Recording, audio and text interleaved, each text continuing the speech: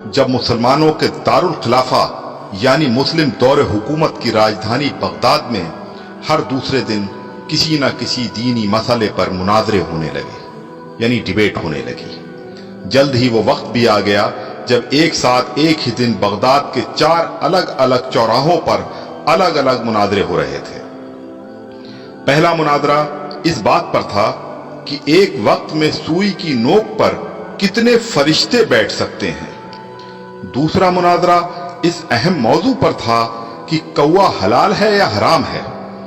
तीसरे मुनाजरे में यह तकरार चल रही थी कि मिसवाक का शरई साइज कितना होना चाहिए। एक ग्रोह का कहना था कि एक बालिश से कम नहीं होनी चाहिए और दूसरे ग्रोह का यह मानना था कि एक बालिश से छोटी मिसवाक भी जायज है।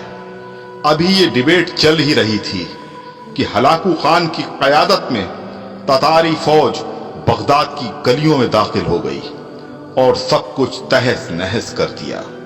मिसवाक की हुर्मत बचाने वाले लोग खुद ही बोटी बोटी हो गए। सुई की नोक पर फरिश्तों की गिनती करने वाले लोगों की खोपड़ियों की मीनारें बन गईं, जिन्हें गिनना भी मुमकिन नहीं था।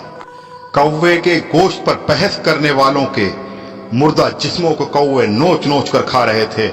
आज हलाकू खान को बगदाद तबाह किए सैकड़ों बरस गुजर चुके हैं, मगर कसम ले लीजिए जो मुसलमानों ने तारीख से रत्ती बराबर भी सबक लिया हो।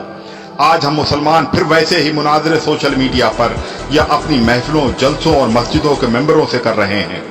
दाढ़ी की लंबाई कितनी होनी चाहिए या फिर पायजामे की लंबाई टखनों से कितना ऊपर कितना नीचे शरई एतबार से होनी चाहिए।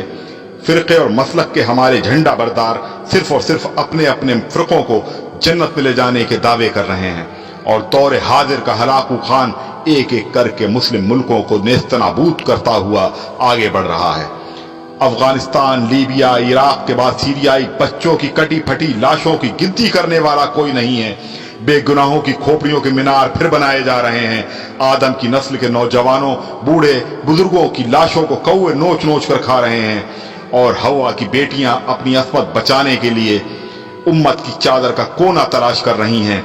जी हां, और हम खामोशी से अपनी बारी आने का इंतजार कर रहे हैं।